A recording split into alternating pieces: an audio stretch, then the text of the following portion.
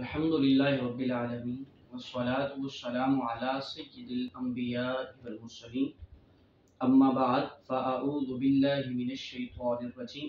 بسم اللہ الرحمن الرحیم اللہم صلی علی سیدنا و مولانا محمد وبارک وسلم۔ قرآنک ایجوکیشن سینٹر کے معزز سامعین، صورتوں کی فضیلت کا جو ایک سلسلہ ہم نے قرآنک ایجوکیشن سینٹر کے پلیٹ فارم سے شروع کیا ہے، اسی حوالہ سے اگلی صورت کے متعلقہ کچھ گفتگو کے لیے حاضر ہیں۔ آج سورہ طٰہٰ کے متعلق ہم کچھ ڈسکشن کریں گے۔ یہ صورت مکہ شریف میں نازل ہوئی ہے اور اس کی فضیلت بھی بقیہ قرآن مقدس کی صورتوں کی طرح بہت زیادہ ہے، بلکہ یوں کہا جاتا ہے، حضرت ابو ہریرہ رضی اللہ تعالی عنہ سے روایت ہے کہ رسول اللہ صلی اللہ علیہ وسلم نے ارشاد فرمایا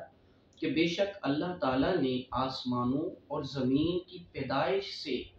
1000 سال پہلے سورہ طٰہٰ اور سورہ یاسین کو پڑھا۔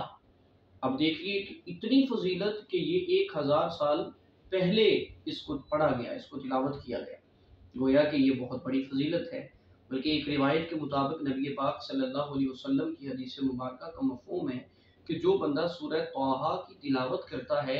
قیامت کے دن اسے اتنا اجر دیا جائے گا کہ جیسا کہ ہجرت کرنے والے مہاجرین کو اس کا اجر ملتا ہے۔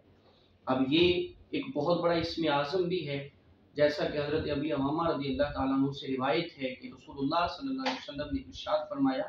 کہ اللہ تعالیٰ کا اسم اعظم جس کے ساتھ اگر دعا کی جائے تو قبول ہوتی، وہ ان 3 صورتوں میں موجود ہے۔ ایک سورہ آل عمران کا ذکر ہے، سورہ بقرہ کا ذکر ہے اور سورہ طٰہٰ کا ذکر ہے۔ اب یہ فضیلت ہے اس کی۔ اچھا، تو اس کے اندر کچھ مضامین جو ڈسکس کیے گئے اللہ تعالیٰ کی طرف سے، اس میں ایک مضمون صبر کا بھی ہے کہ آپ صبر کے ساتھ، یعنی مکہ کے مسلمان جو ابتدائی دور میں تھے، ان کو یہ تلقین کی گئی کہ اگر مشرکین مکہ آپ پر جتنے بھی ظلم ڈھاتے ہیں، ابھی تک آپ صبر کا دامن مضبوطی سے تھامے رکھیں، یعنی صبر کی تلقین کی گئی۔ پھر آپ صلی اللہ علیہ وسلم کو جو ہے وہ اللہ تعالیٰ کی طرف سے ایک حوصلہ افزا پیغام بھی ملتا رہا،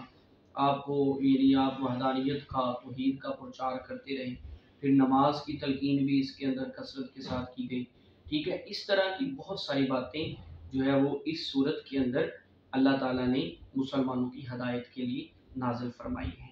تو معزز سامعین،